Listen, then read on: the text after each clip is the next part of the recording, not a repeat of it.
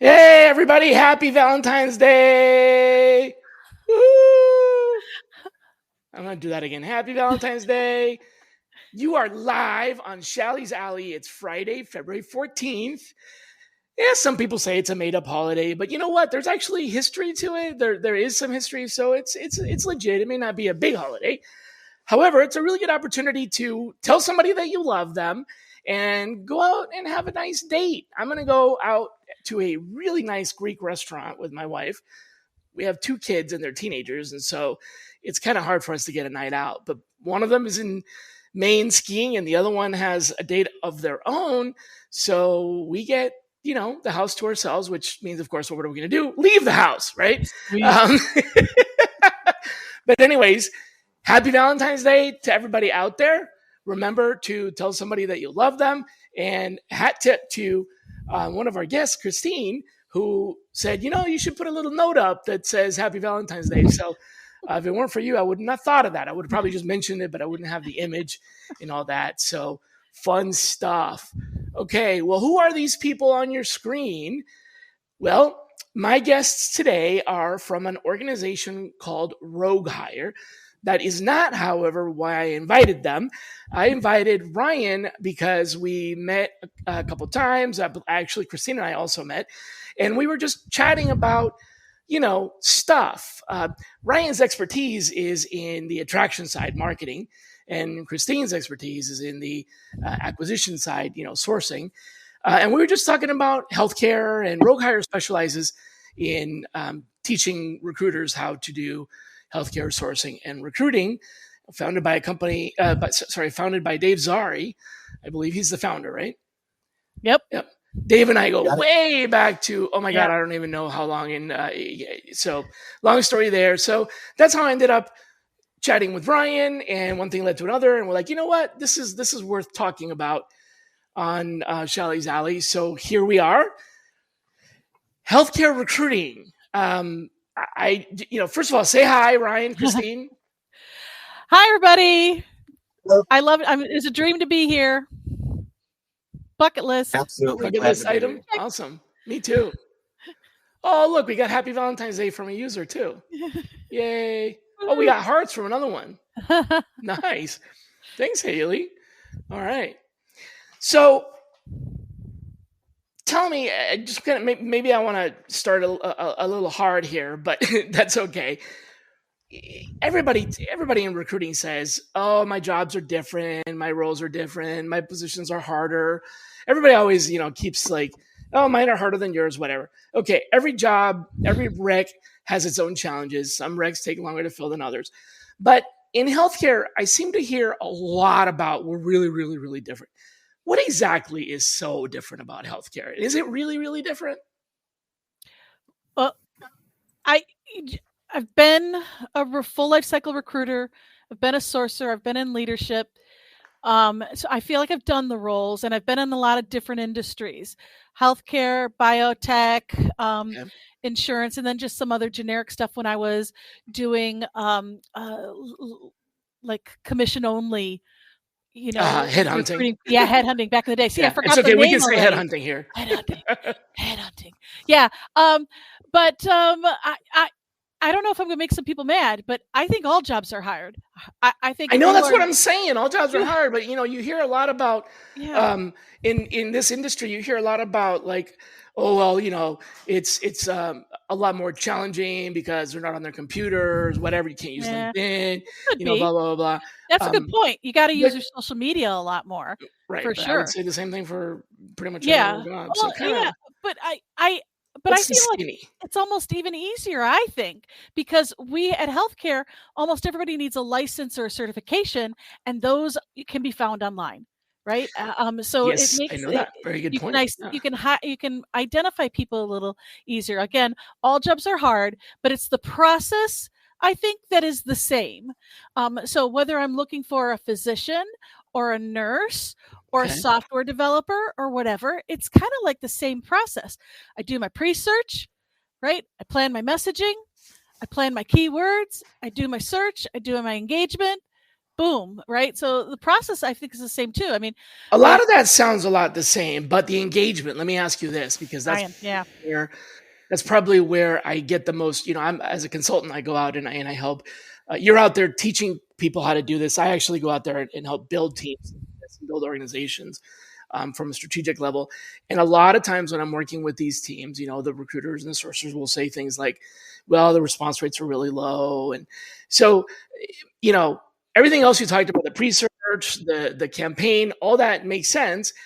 But then when you prepare for the outreach, do you have to like triple your numbers, or what kind of response rates do you get? What would be considered um, par, for response rates? Not exceptional, not low, but what would be like, you're doing okay if you get what, 30% replies, 40%, 50%, what? I'm happy if one person responds to a campaign, and I always say that one is good. It's one more than you had 5 minutes ago. So I do think that That's a part good is point. tough. But Ryan One out might of get more 100 or numbers. one out of 1,000? Ryan, what do you think? Yeah. I mean, oh man, response rates are going to vary across, the multiple different challenges you're and campaigns and modes of communication you're using. To your original question, I just want to touch on some things I think are kind of unique about healthcare, right? And I think the biggest thing when I'm talking to TA leaders dealing with these challenges, the biggest thing that sticks out to me is kind of the burnout and retention. Healthcare is super high stress, from their environments to dealing with long hours, emotional demands. So that burnout leads to high turnover rates, which also equal retention challenges. And then you mix in kind of the cultures and values and how to differentiate from each other. So that's another challenge in healthcare, from like a sourcing to an employer brand to recruitment marketing point of view, is healthcare systems all have similar values, goals, and objectives, right? It's all about delivering high quality care. It's all about empathy. It's all about patient satisfaction. So all these hospital systems are solving similar problems, but how do you sound different? How do you differentiate yourself? How do you speak about your opportunities in a way that candidates view you as different, right? How do you create that differentiation by being specific, attractive, different, authentic? Okay, so I get that. So what I'm hearing is this. Pardon me, but for the folks that know my show, I love to synthesize and bring things together. That's kind of my thing, anyway, or at least I like to pretend that it is. What I'm hearing you say is the hell with response rates, but what's really different is that each of these, like say, for example, hospital systems, each clinic has a different culture, different environment, different settings. So even though you work for big corp, healthcare, every one of those, areas, you have to have different marketing style, different messaging. Your communications need to be specialized because it's very nuanced. So what I'm hearing is it's harder for that reason. Even though you didn't answer my response rates question, you did sort of answer that. Why is it harder? But yeah, so I think I got that correctly. But what is the response rate though? Yeah. So, okay, if you look at maybe 100 people, you send out maybe 100 messages. Mm-hmm. But the thing is, I just want to say this, that sourcing, that we try to teach it within the Recruiter Academy, which is owned by Rogue Hire, is one-on-one personalized concierge messaging. So whereas recruitment marketing, might be doing more mass emailing, in sourcing, it's, it's really a one-to-one. But to make it easier, let's just say you send out 10 messages. You're doing really great if 3 or 4 respond and say anything, whether they're not interested or they maybe are later, interested. not now. No, thank you. Because we really love no thank yous. Gotcha. We love no thank And yous. of course, the more you personalize, the more you target. I mean, I teach this to clients as well. The more highly targeted you have, geography, job title, level, your response rates are going to go higher, and personalization and all that. I was just curious as to, is it really that much less response, right? Because in some industries, 30 to 40% is really good.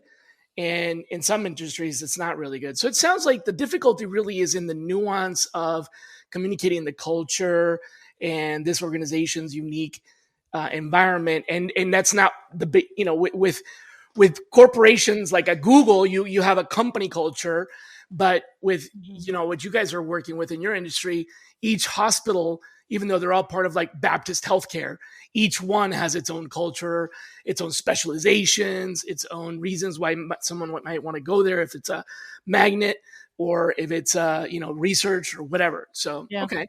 So it is harder for real.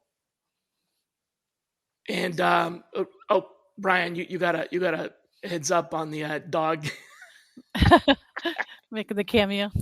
Yeah, that's right. So it is harder. Okay, cool. I appreciate that. I know it was kind of putting you on the spot there. I know it was a hard question, but you didn't think it was going to be easy coming here, right? No, that wouldn't have been no fun at all. Okay, so now let's go back to everything, right? Recruiting is full of myths, and a lot of that is just freaking BS. Let's just call it what it is. Everybody has to have their own spin on it, whatever. There's a lot of myths. Which industry best practice, I'm using air quotes for those of you that are listening, best practice. Mm-hmm. By the way, funny side note. So I was at this gigantic conference once. I was in the audience, and I think it was like 1,000 people in the audience. And there was a panel on stage. And I didn't know anybody on the panel. The panel the runner, whatever, the person that's like the moderator, the panel moderator asked the panel a question. And the question was, what is the definition of best practice, right? Mm-hmm. And I was expecting somebody on the panel to answer that, but they all were like stumped, like, huh. So I was like, come on, that's a softball question, right? I'm in the back, and I just yell out, totally rude, but it was like literally dead silence. So I'm being totally rude. And I yell out, a best practice is a collection of mistakes other people made when they arrived at what works for them. Yeah, that's good. And everybody was like, oh, that's harsh, but that's so true. So even though I'm using best practice, you and I know, especially after what you just said, every clinic, every hospital is going to have a different best practice. But there are some things that people talk about in our industry that are like the standard or whatever. So what standard best practice makes your eyes roll to the back of your head? Well, the first thing that really just grinds my gears is people who think sourcing is fast, right? Oh, we don't have anybody on this. Put sourcing on it. And we're not fast. Sourcing's laborious. But I look at, like, if you talk to an executive and they're like, hey, my recruiters are filling 15 jobs a month and sourcers are only filling 4. So why don't I just hire more recruiters? Shouldn't that just take care of my problem, right? That kind of grinds my gears too, because they don't understand the sourcing that takes time, investment, and has a long-term payoff. It's rarely fast. So that's probably the thing that irks me the most. And Tawfiq, thank you for that question. I couldn't have softballed that any better. Literally, you just got the answer right there. I mean, that is the answer. Christine said, the question is, evidence points to a 13 million nurse shortfall by 2030, assuming in the United States. Curious to hear your thoughts. And honestly, I think the best answer is what Christine just said, which basically is sourcing, right? Recruiting is only part of the problem, not the solution. I mean, not problem. Sourcing is the other part. So when you have a shortfall, you can't count on people coming to you, right? When it's the opposite, when you have lots of candidates and few jobs, then you can just sit back and, let your inbox do the work. But when there's fewer candidates and more jobs, you got to go out and you can't wait for them to come to you. So that's literally sourcing. And going out and finding people is never going to be faster than posting an ad and having 2,000 people apply instantly. Have you ever wondered what really makes a generation tick? Who gets to pick the name? And why the slang keeps changing? Don't worry, I can help. My name's Dr. Megan Grace.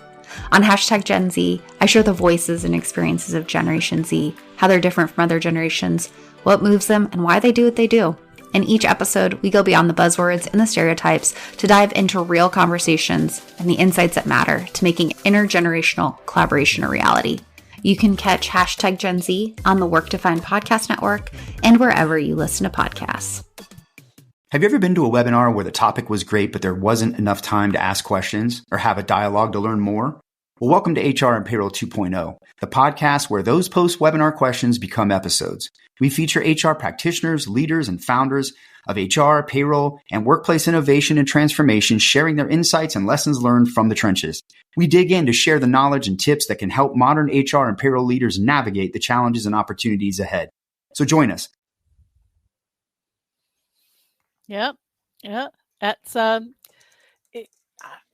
I think we have to just educate because people even in talent acquisition don't understand what sourcing is don't understand the investment that you can work when you first start sourcing. Let's say your organization that you're just starting up a sourcing team, that it'll probably be 90 to 120 days before you start seeing your first hires rolling in. To ask a company to make a 4-month investment and see nothing from it, that's a hard thing to swallow. But the results come, and the results are keep rolling in after that. And there's a long tail. Yeah. And this is a consumer driven market. And if you don't connect with people like consumers and you wait for them to apply, you are behind the 8 ball. You need sourcing. It's a secret weapon. Yeah. Ryan, you were quietly raising your hand over there. Yeah, I wanted to piggyback on that. I think one of the common misconceptions is that there are strategies that are easy, one click of the button in recruitment marketing that can find candidates where candidates are, where they're living, breathing on a daily basis, things like programmatic job advertising. And the truth is, while I'm not, bashing these tools at all, they're still very actively in-tuned and created to find the active job seeker on job boards, aggregators, social sites. So the reality is, without a multi-channel approach that is very deeply rooted in sourcing, right, Christine, but also other best practices like having a candidate rediscovery program and mining your existing database, looking at boomerangs, looking at your alumni, having other types of advocacy and ambassadorships and culture of care types of programs, and diversifying your marketing strategy beyond just the job boards and aggregators. You're not going to find candidates, where they are. So you have to adopt, some of those basically strategies. Bottom line is, what I'm hearing here is bottom line is if you just sit back and expect them to come, that may work for sometimes it may not work. Other times they may work for some people. It may work for, you may fill some jobs. But to do your job, you're going to have to, A, go out and find them, and B, approach them the right way. And in order to do that, you need the content. So it's a two-pronged, you can't have one without the other. In other words, if you just post a bunch of crappy jobs, you're not going to get the right candidates to apply anyway. So you do have to have good content. You do have to have good branding. So I'm hearing kind of, one's dependent on the other, and it's a symbiotic relationship, which, by the way, is what I've always maintained, is that sourcing is a specialization within recruiting. And here we have a living example. Both of you are highly specialized in an area. Christine is highly specialized in the identification, and Ryan is highly specialized, in fact, has a long history of experience outside of recruiting in digital marketing, digital media. So his specialization is the attraction side. And this is why both of you have to be, on this, because it's both sides. So we're a good work marriage. Yeah, but I think it's a really good example for other people that, you can't just say sourcing will solve the problem. Right. Or Christine, as you just said, you can't say, let's just hire more recruiters. Sure, you can hire all the recruiters or all the sourcers. Either way, if you have bad messaging, bad outreach, bad targeting, it's not going to work. Right.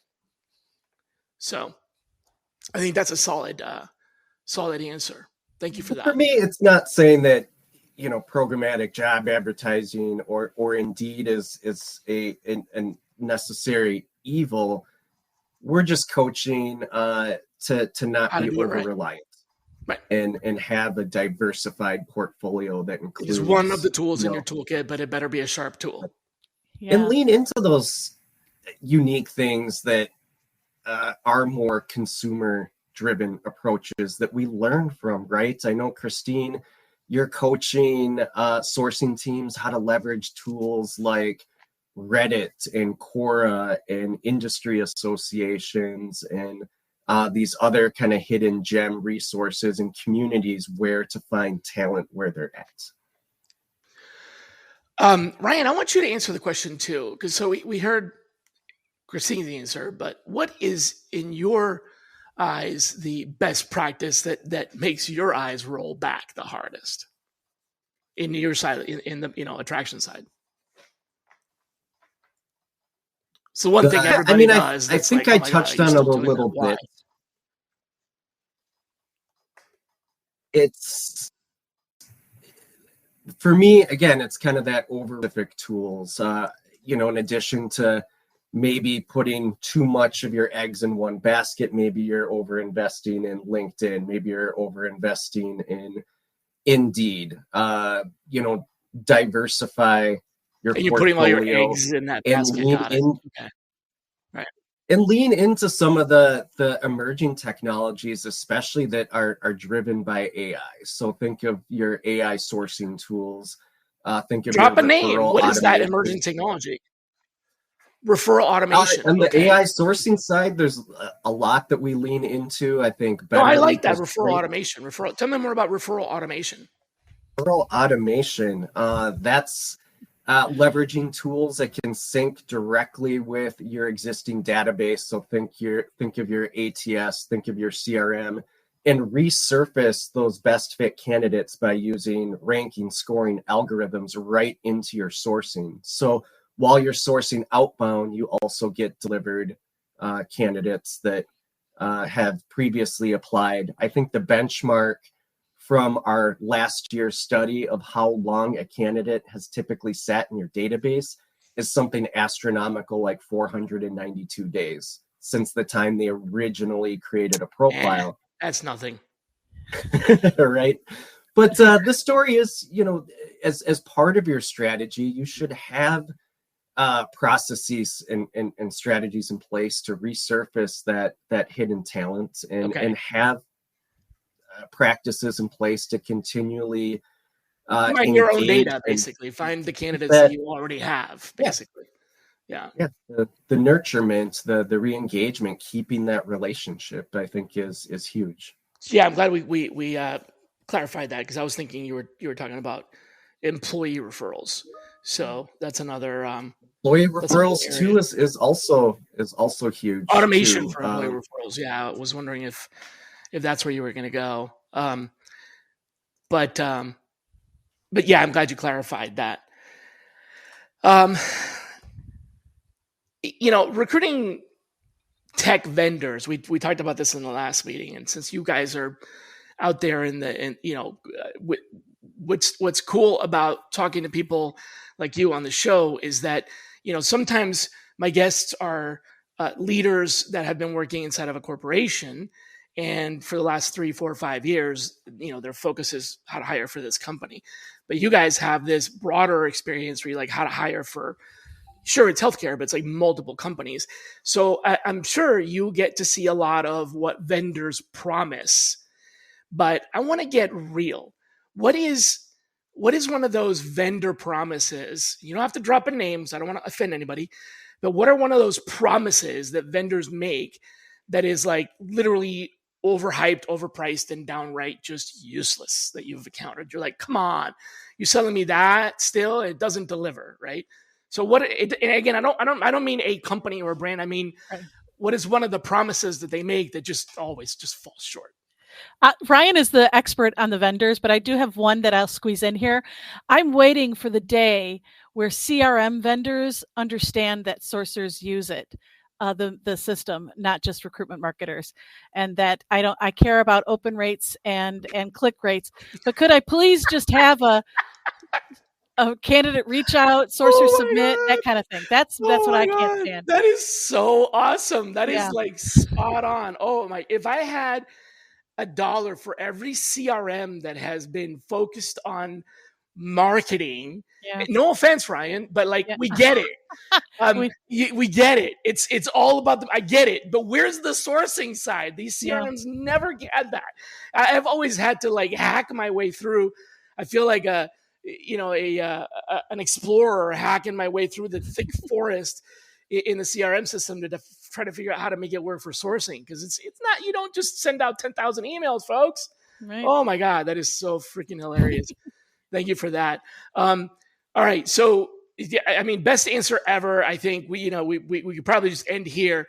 But Ryan, what is the promise that a vendor makes that we should bury in an unmarked grave and forget about forever? So for me, I'm not sure if I can nail it down to one promise, but the biggest point of frustration for me, I would say, leans into ambiguity. So especially in this age where, AI is emerging in everything from the initial screening process to, outbound sourcing to scheduling to candidate matching. It's kind of everywhere. And there's a lot of development within the industry, right? Point solutions are creating more solutions. They're becoming multi-purpose tools. They're integrating with other talent intelligence tools. They're starting to get gobbled up by CRMs and other talent platforms. It's just this evolving space, and it's really tough to keep up with that. And I think often the gap is more lack of transparency in exactly what they do and how they solve problems. And when you approach them, being transparent and honest about what they can or can't do. I think they're very quick to being like, yup, I can check 2 or 3 of these boxes and I'm going to fake the rest and kind of take you down a rabbit hole, which can be frustrating for talent acquisition leaders that may be working with a specific CRM or have specific goals and objectives that they need to meet, right? They have a checklist for a reason. Yeah. So again, what I'm hearing is the practice of, I want to say overpromising. So it's not any one thing as much as just a way of marketing their stuff where these vendors tell you, oh yeah, we can do this, and this, but then they don't really tell you how, or like they can do it, but only if you buy an add-on, or they can do it, but only if you spend a ton of money on consulting to customize, or they can do it, but it's really not that great. Right? Yeah. So yeah, I gotcha. All right. I hear you. Folks, you can connect with Ryan. Overindulgence and go ahead. Well, I was going to say that the last piece was kind of the overindulgence of buzzwords. We see AI, machine learning, and things everywhere. And sometimes there's elements of it. Sometimes it's not, but it can be kind of nauseating. To your point, Shally, I wish they would be more, under the hood. Let's show us how these things work and how they solve problems, versus kind of trying to create this mystique and hype. Speaking of buzzword bingo, love it. There's, they'll throw out like candidate and experience, and this isn't just vendors now. I'm going back to everybody, right? We got candidate experience, we got diversity and inclusion, we got AI powered, we got, but. And every year is a different flavor. I've gone to a lot of these. And you remember we talked about this for HR Tech, where we're like, man, it just seems like everybody here just crossed off the last thing on their bullet list and put now powered by AI, like on the same product, right? But what is it from both of you? What is the gap between what companies, vendors, companies, employers, what they say and what they actually do? So what is the most overhyped concept that recruiters pretend to care about, but just fail to execute? And if you can't name names, just a pattern, right? Now, not just the vendor, but like, what is one thing that you can think of that we're always like, yeah, we do that, but really we don't? Pipelining. I think for me, oh my God, you need to come back to my show. I'm having you back again. That was like spot on. It was exactly, pipelining. People so they think say we they're pipelining, but really it's just a list. Yeah, just a list. I got a list here of people on the ready, right? And true pipelining is when a candidate tells you no, that you log it, you schedule your next connection with them, and you follow up on that, and you stay in touch with them with research or company information or just whatever. That's how you're kind of pipelining, so that when they are ready, when that day they walk into their job and they're like, well, screw this. Where's Christine's email? She's been hunting me down for months now. She's my friend now, right? And that they connect. So the act of pipelining requires action. It's more than just people sitting in a database. Yeah, in fact, I would say the contacting part. You're right. A lot of folks miss out on. Sure, I'll be interested in 6 months, and then they don't put something on their reminder or whatever and reach back out, or at least put them on a list to be contacted later and actually do it. But I think there's another part of it too, which is continuing to engage in between. So like they can say, hey, ping me back in 6 months, but there's nothing wrong with in a month or two, sending them a quick follow-up. Hey, just wanted to know that we did this, and this is going on in the industry, whatever. Just information and keep them. People talk about keep it warm. So pipelining is the one that people give lip service to, but don't keep them warm. I love you when you just said keep them warm. That goes right with it. What is keeping them warm? You better be keeping them warm, right? And by the way, nobody really stays warm. You got them or you don't. 6 months later, you ping them and they're like, "Who the hell are you?" Just keep them warm. Yep. Oh man. So the one that I have, Shally, is and maybe it's a political boulders within TA organizations, but I think I get asked a lot, what are simple ways to create efficiency? What are simple ways to use technology to make our lives and our jobs easier? And there's some real fast. Hello, I'm Ruth Thomas, host of Comp and Coffee, where we break down what's next in the world of compensation management. From pay transparency to performance alignment, we explore how businesses are rethinking compensation to drive impact, equity, and growth. So if you're shaping the future of pay at your organization, grab a cup and tune in. Listen on the Work Defined Podcast Network. Hey friends, Marnie Robbins here, host of Vibe Makers, a podcast now on the Work Defined Network. Look, we all know workplace culture doesn't come from a slide deck. Gross. It comes from people. So on Vibe Makers, I talk to the folks shaping the experience of work from the inside out. The HR and people ops folk, founders, leaders, and misfits building culture through small bets, big beliefs, and a whole lot of trial and error. No fluff. Well, maybe a little fluff, but mainly just candid talk about what happens when you stop duct taping your culture together. Come check us out. Listen to Vibe Makers wherever you get your podcasts. Like what? Easy way. Like the idea of an AI note taker, which recruiters, sourcers action on that, and a lot of hesitancy to kind of get out of their own way. And again, maybe Christine, you have an opinion on that. It might just be boulders set in place by the organizations themselves. I wish I saw more energy and more excitement into adopting new tools and technologies that are out there. Yeah, that's a good point. I think sourcing is usually where that gets done a lot of times, because they have especially if they're not tied to a specific rec and have, are tied to making hires, but it's part of their job. At least with my teams, when I've built them and when I advise companies, I say, part of the sourcer's job is to go out there and spend 10% of their time trying new things, like you said. And experimenting, because discovering an opportunity is how you're going to get an edge. If you just keep doing the same old, you're not going to get anything new.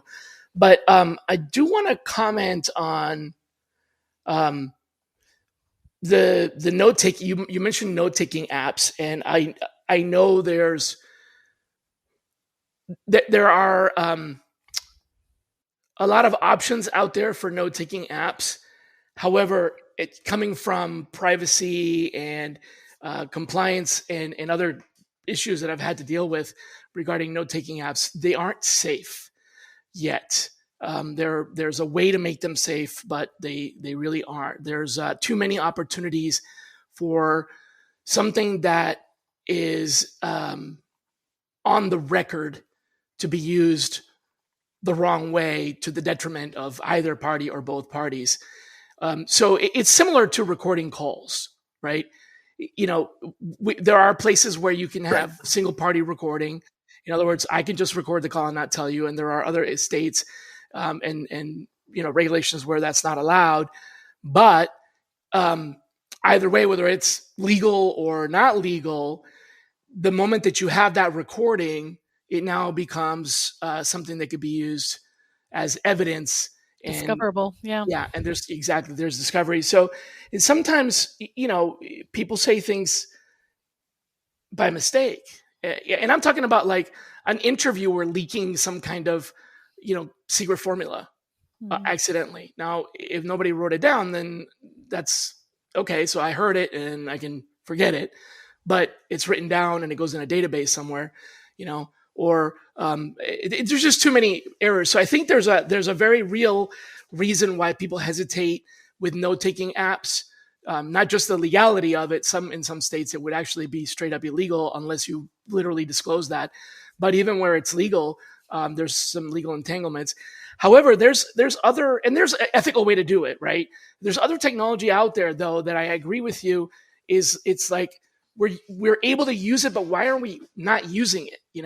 We're able to use it, but why are we not? What is the holdback? I don't have the answer to that. I run into it a lot.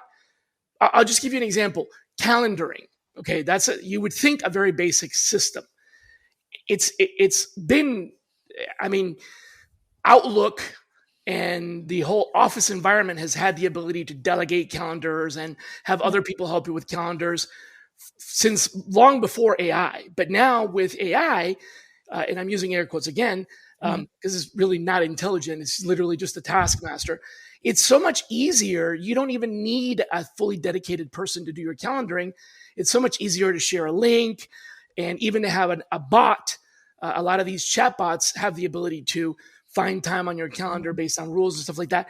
And that's one that doesn't really have, there's very little risk there because you can expose only a certain part of your calendar. For example, on my Google Calendar, I can choose, I only want Mondays and Tuesdays from this time to this time. Nobody can see my calendar. It only shows availability if I'm available, and I still have to accept the invite. So but it's so much easier for me to send the link than it is to be like, well, I'm available this day, and then they don't get it until the next day. And they're like, oh, sorry, that day's already in the past, and back and forth. So let me ask you that. Why don't organizations use more of that really basic stuff that it really has very little risk? What's the roadblock? I could say that about 1,000 tools. If I could count on my hand the number of times I've given technology to a team or a group and had the low adoptability. Yeah. And I think, and we could probably, this is a whole other conversation probably, but there's a lot of change management in there, and people get into their ways of doing things, and they don't like to make it different, right? So there's a whole psychology behind it. But from the candidate side, man, just when someone sends me a calendar leaf to do anything, I don't care if it's a doctor appointment or the guy who's fixing my radiators, or whatever, send me a calendar leaf, and you're getting your tires done that way now. Just kind of click on a link and get brand new tires. Chef's kiss. So much easier. But they forget. Yeah, I think we sometimes forget. The change management part in there, and to make it a little bit easier for our recruiters and sourcers to understand. We shove things on them without prepping them, preparing them, and doing the things that we need to. I know it's some soft hand holding, but they deserve it. They deserve to know what's the change. Why are we changing it? Give it a little pilot example. Grab some ambassadors who can champion it. And sometimes we choose technology that doesn't fit. We didn't ask the recruiters and sourcers first if this was going to be useful, right? Now, and when we do, and we let them have a say. Now you have to use it. Here you go. Yeah. And we're going to measure you if you don't use it. Yeah, let them be on the part of helping to choose vendors, right? I think that is some of the mistakes that we've made on leadership side every once in a while. That's a really good point. So it's about, we're giving them more stuff to do and not taking other things away, or we're giving them something that they have to use even though they don't really understand why, or maybe don't even want to use it, or didn't have a choice in using it. So that's a good point. Yeah. Because what you know what, I just thought of something. You can kind of use, even if your company doesn't have a, like a standardized system, or your ATS doesn't have that, you can still use Calendly for your own calendar. So you're right. It may not be rolled out to the entire organization, but as a recruiter, an individual recruiter, you could, and probably a lot of folks do, just use it for their own personal calendar, and then they synchronize with their work calendar so that, it makes things easier. Good point. Let's switch to hiring managers. If you could magic wand, if you could wave your magic wand and force every hiring manager in the Western Hemisphere to unlearn one bad habit, what would it be? Discuss amongst yourselves. I would make them take one of the the lady, the Marie Kondo, who says, "Does this bring you joy? Right? If not, throw it away." I wish they could all take a class like that, to just look at a resume and say, "Does this bring me joy? Yes." Schedule the interview right then and there. If not, move on. I think right. the hiring managers need to know that this is a game of hours and not days. Okay. All right. Ryan? That's a little harsh, but I like it. Hours and not days. So you're basically saying the hiring manager needs to, within hours, take a look at your resume, make a decision right away. Yeah, and not sit on it. Our whole occupation is talking about ghosting. Ghosting to me is a trigger that you don't understand the market, because ghosting means you took too long to get back to them. I know that I guess it is harsh, right? But a lot of our sources and recruiters know we got to move faster, but we have failed them in educating them on the market right now. And we have to do a better job of educating the hiring managers. Let me know, this is a passive candidate. That means by the time they wake up tomorrow, they might have changed their mind. If you're interested, we should really connect with them today. This is a hot product, right? So that's it. And it's not all the hiring managers' fault. They don't know our world. We have to educate them. You hit a nerve. We got a bunch of comments on it. Like, definitely hit a nerve. Awesome. That's really cool. For me, I think I would like hiring managers to kind of follow our lead in taking more of a candidate-centric mindset, right? So flip the script from that employer-centric perspective, how we speak, to a candidate-centric, why us, why now, and kind of embrace that what's in it for me storytelling. I think often hiring managers don't realize that from the candidate's perspective, we're often commodities and that they have choices, right? And it's all about differentiation and our unique selling points. Okay. I'm thinking about that. All right.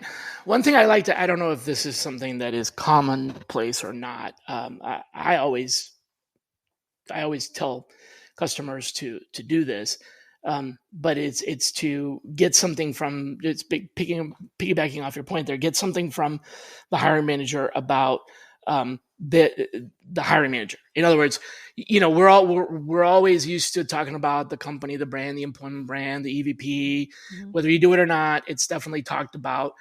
But I like to go one step further and ask the hiring manager what their EVP is. In other words, you as a boss, you as a leader of people, what is your selling point that I can, so that way when I'm talking, it's more about when I talk to candidates, because I don't usually put that in the marketing, but when I talk to candidates and I teach recruiters how to talk to candidates, they are able to highlight or express something positive about the person they're going to be working with, because in my opinion, matters more than the employment brand, which may or may not even apply to this department, especially, as you were saying, some of these organizations that have like multiple cultures across the board. So I always like to ask the hiring manager, what is your selling? What is your pitch? What are you good at? Are you good at managing? Are you a good hands-off manager? Are you good at teaching leadership? Are you an expert in the field? Like, what is your selling point? I love that. If I would have had to to pick a quick number 2 on that, I think that's a really important part, because we don't just quit jobs, right, for bad leaders. We quit jobs for because Right, we want you hear a that. different hiring manager, right? You hear it all the time. And people want to belong. Especially the younger generation. They will take 50 cents less an hour for an organization that's going to make them feel like they are part of something and that they have aligned ideas and ideals. So I do think it's really important that we get from the manager. In sourcing, we do something called a QIAW. Is a candidate qualified, interested, available, and what matters most? That's our screening. So why don't we... W was for winning. and winning. But why not ask the hiring manager? Listen, don't tell me I'm a great communicator and I really I'm a people person, right? Give me something that matters. Give me something of substance, because the candidates want to hear it. And it also is helpful in a pre-close. But we have to provide managers data.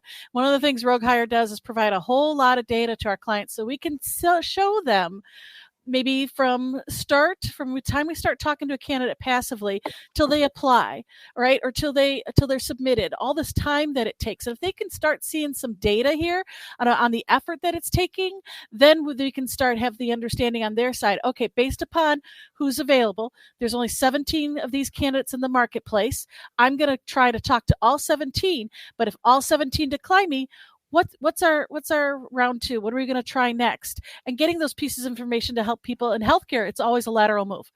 You want an RN here? Guess what? They're an RN there. You want a lab tech here? Guess what? They're a lab tech there. And you're not going to get candidates to switch jobs without what you had just mentioned there, without the, you're going to switch jobs because this manager's better, period. Yeah. Ryan, let me ask you this, is kind of turning this back to the marketing side. If we have, Christine and I have been able to obtain a pitch from the hiring manager, I'm just going to make one up. Let's say that they're a certified luminary, in this industry. They know more about this industry than most people have forgotten in their lifetimes or whatever, but you know what I mean? So that's their selling point. So this hiring manager is like real expert. We can talk about that when we're talking to the candidate, but how would you recommend, or would you even recommend putting that in the marketing, in the outreach, in the job posting, in the career site? Where else besides on the live conversation should that go? I think there's a lot of opportunities to start. We call kind of the position driven EVP, right? Which is a layer deeper than your company driven EVP. What I think is really interesting and would love to get some more data around is companies that are starting to embed that hiring manager story into the job posting itself, right? So think of companies like Spark Start that can embed a video that is created directly from the hiring manager when that requisition is created, where they get the opportunity for 30 seconds, 60 seconds to tell their quick story. Now, let's, not forget there's likely a lot of challenges to getting that adopted within the organization, right? We're putting ourselves out there transparently using video. But I think the concept is really interesting, and it creates that immediate kind of connection, that human to human, that rapport, that trust that you're seeing the hiring manager kind of be authentic and tell their story that doesn't come scripted from their EVP, right? They're not reading off their company values. They're telling you exactly, who I am, what it's like to work for me, and why that's important. So I love the idea. So you put it in a video, is what you're saying?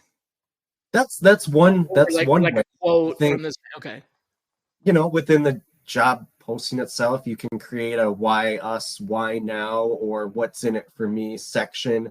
I know often job descriptions are off limits, but if you're able to at least put in like a header with some of your own personal narratives, I think that's huge. I think creating your own personal brand on LinkedIn as a hiring manager, as a recruiter, is uber important too, because you're not just selling the company's story, right? The opportunity, you're selling yourself as the person that's going to be their concierge, that's going to lead them down this path to, a life-changing opportunity. So I think there's lots of ways we can do to tell that story. Would you put it in writing in an email message somehow? Highlighting kind of your differentiators, or like, what's kind of the opportunity and why you yourself as a hiring manager are? Yeah. I mean, is it too into? Because I mean, a job posting is about a particular opening, and so it makes sense that manager for that opening. But if you go like a level higher on the department, or it's no longer about the job posting. So how would you market that manager's EVP when it's not that manager's job? Or should you even, is this really down to the tactical job level, or is there a way to sort of make this a bigger? I think the video is probably the best idea. Yeah. No? It would be in my cadence too, to a candidate. If Okay. I did let's say I'm doing a typical cadence is like a 6-6-3, and that's 4 connection points within 6 days apart, 3 days apart. Okay. So if I do a typical cadence, my first connection might just be a little bit about the company, maybe it highlights about the job. And my second cadence might be about the manager or research or something. Maybe my third cadence there that goes out might just be that a video from the hiring manager, saying, I invite you to apply to this job. Christine told me she's been pursuing you. Yeah, right. So that as part of the string of the cadence, I think so. I love that. I was going to say, as an initial cold outreach, it might be a little presumptuous, but as building that as part of your cadence, I think it's definitely about the story, right? Hey, we're the Payroll Baddies, and our mission is to make payroll fun and relatable. And call out industry when we hear it. You got to call it out. You got to call it like you see it. But we also got to shine a light on all those unsung payroll heroes out there, making sure we get paid. Yeah, those are the real payroll baddies out there, and we love sharing their stories and showing them love. With gold chain and everything, baby. By the way, SAP is the best payroll out there, and if you don't like it, get out. Hi, I'm George LaRocque, and I'm looking forward to exploring the critical trends shaping the future of work and technology with you over on the Work Tech podcast. Now, this podcast is a little different. I bring together industry leaders, innovators, and investors, and we go deep into market intelligence that matters to HR pros and tech providers alike. So give the Work Tech podcast a listen here on the Work Defined Podcast Network, and please subscribe if you like it. See you there. I like that. Yeah. Tell me a little bit about the benchmark. I'm going to put this up here for folks. This is Rogue Hire has been doing a benchmark study for 16 years. I think this is the 16th year. Mm-hmm. And it is a benchmark to compare how your team performs against peers and other similar companies. So it's free to participate, and then of course, I assume if you participate, you get the results. Mm-hmm. So metrics, predictive indicators. Tell us a little bit about that. Again, this is free. I'm just putting it up there to help folks in the healthcare. And if you're in healthcare, you should probably participate in this. But tell us why. Yeah. Oh, Ryan, if you let me talk sourcing, then I'll get, toss it to you for the rest of it maybe then. But I just from the sourcing benchmark side, there are recruiting benchmarks. Ryan is working on recruitment marketing benchmarks, but there are recruiting benchmarks specifically for sourcing. I always say, we all say it, what doesn't get measured doesn't get changed. It doesn't get done, right? Mm-hmm. And we're probably one of the very few, other than Shally, who created your little funnel many, many years ago, Shally. But sourcing, our benchmarks measure 6 to 7 areas, and from that we'll get a lot of ratios and percentages that'll tell us whether or not we're being successful in the row. I can tell you today how many offers a sourcer is getting a month. I know how many offers they get because I know how many offers need to be extended. I know how many offers need to be extended because I know how many hiring manager interviews they need. And from that, I know how many hiring managers interviews they need because I know how many should be submitted, and I know how many should be screened, and I know how many to reach out to. So this is about what other organizations, gotcha. It is mathematical based upon all of our clients, nation to nation, California to Maine, all different types of hospital systems, rehab centers, children's care, medical, academia, for-profit, non-profit. What are they doing? And from there, we have our data scientists creating the averages. Yeah, right. Ryan? Yeah, so like our last year's study, we're talking 147 participating organizations. So across that, thousands of hospitals, over 6,000 data points were published last year. So roughly 9.8 million applications and 740,000 positions filled. So that's our larger healthcare TA study, but kind of same concept. If you don't understand where you're at comparative to the industry, you're kind of at a disadvantage, or you're not able to identify what your lagging indicators are, what your problems are, what your pain points are, and able to identify opportunities for change. So even, for example, let's take time to fill as a leading metric. A lot of organizations are able to easily measure time to fill. So what, right? But there's dozens upon dozens of steps in between time to fill that we need to identify to know where our lagging points are. Maybe it's with our hiring managers, maybe it's a certain point of the process, maybe it's not enough candidates at the top of the funnel, we're not getting enough applicant flow. So this benchmark study helps you kind of understand where you're average, where you're blowing it, and where you're kind of elite. And all participants get a customized scorecard, so showing their metrics bumped up against the rest of the study. So you get the metrics and you get yours compared to that. Okay. Guys, I really appreciate you joining us today. We're running short on time here, and I always have to ask this question of all my guests. Everybody gets the same treatment. There's two. The first one of those is, who should be our next guest? I think you need to have David Zari on. Would he even want to come?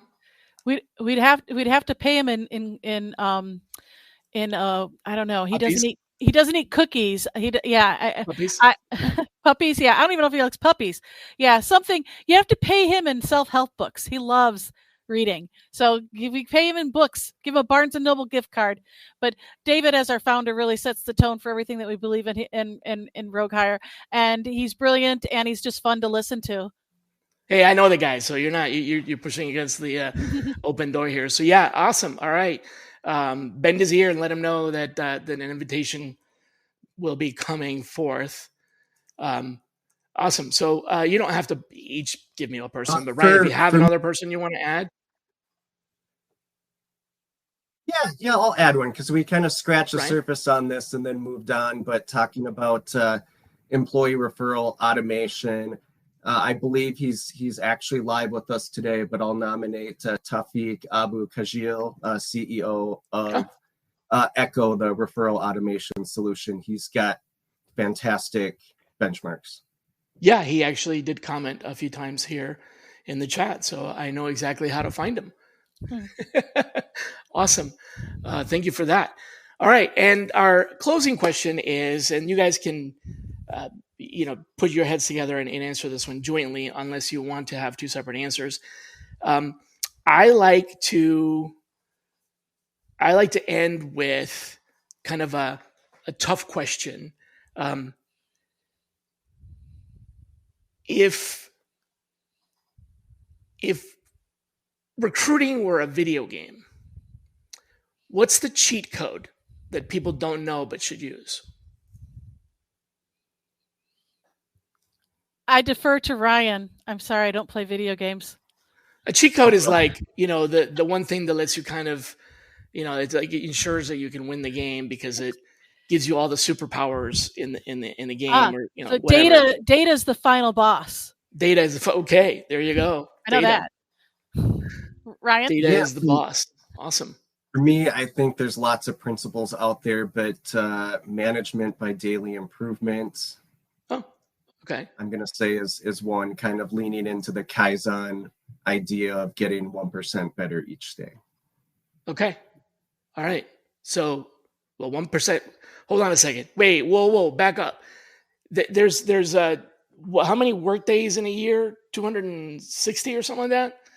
So you're saying every year we got to get 260% better? Damn, man, that's harsh. If you get 1% better every day, that means you're improving by 200% a year. Gosh, give me something I can achieve. How about 1% a week? I'll take that. I'm just thinking about going to the gym and like increasing my weight by 1% every visit. I'll be lifting, earth pretty soon. But I get it. So basically what you're saying is, give yourself these micro goals and seek to increase them in easily attainable chunks. Because when you look at 1% over a year daily, that's just overwhelming. But I like that. That's cool. That's cool. Well, thank you, Shally. Thank you, Shally. This was all right. A pleasure. Thanks. Yeah, thanks to both of you for joining us. Really appreciate your time here. And to everyone out there, if you are still willing to come back, next week we have Jeff Hunter from Talentism. Jeff he doesn't know this yet, but I'm gonna call him out on the show. And he probably isn't going to watch this episode. He is the reason I have the show, believe it or not. So kind of a big deal. I mean, not directly, but in a very traceable, indirect way. So come back. He has a company that is an HR consulting firm called Talentism. Look him up. He will be on next week if everything goes well. Until then, be kind to yourselves. Bye, everybody. Happy Valentine's Day. Bye. Valentine's Day.